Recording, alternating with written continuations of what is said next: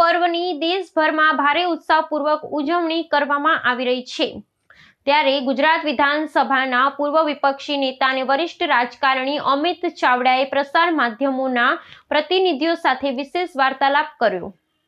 આ પ્રસંગે તેમણે રાષ્ટ્રના તમામ નાગરિકોને ગણતંત્ર દિવસની હાર્દિક શુભેચ્છાઓ પાઠવી।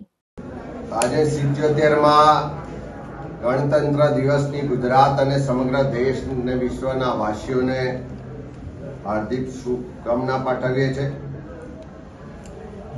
26મી જાન્યુઆરી 1950ના દિવસે ખરા અર્થમાં દેશના બંધારણનો સ્વીકાર કરી સમાનતા, સ્વતંત્રતા, બંધુતા અને ન્યાયના સિદ્ધાંત સાથે આગળ વધવાના માર્ગ પર ભારત દેશે શરૂઆત કરી હતી।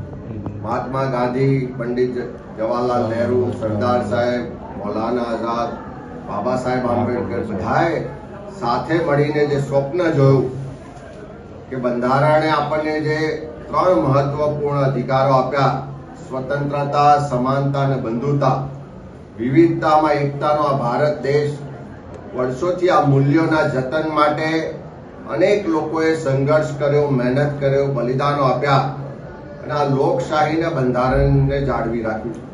પણ સાંપ્રત સમયમાં જે રીતે આપણે જોઈએ છે કે દેશમાં લોકશાહી મૂલ્યોનું હનન થઈ રહ્યું છે, દેશના લોકોના સંવૈધાનિક અધિકારો છીનવાઈ રહ્યા છે, તમામ સત્તા સંપત્તિનું કેન્દ્રીકરણ થઈ રહ્યું છે, સામાન્ય લોકો આજે પોતાનો બંધારણીય અધિકાર જાળવી રાખવા માટે સંઘર્ષ કરી રહ્યા છે।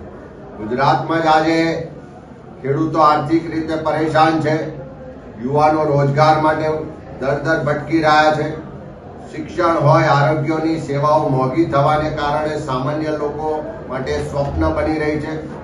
જે સમાનતાનો અધિકાર હતો છીનવાઈ રહ્યો છે, વિવિધતામાં એકતાની જે ભાવના હતી એ આજે બદલાઈ રહી છે અને એવા સમયમાં આજે એવા મુકામ પર છીએ કે બંધારણે આપેલો મતનો અધિકાર પણ આજે આ શાસનમાં લોકોનો છીનવાઈ રહ્યો છે। લોકોના મતના અધિકાર પણ પર તરાપ મારવામાં આવી રહી છે। આજે ઉજવણીની સાથે સાથે કોંગ્રેસી કાર્યકર તરીકે અમે સૌએ સંકલ્પ લીધો છે કે ઉજવણીની સાથે સાથે લોકશાહી બચાવવાની પણ જવાબદારી છે, દેશના લોકોના સંવૈધાનિક અધિકારોની રક્ષા કરવાની પણ જવાબદારી છે।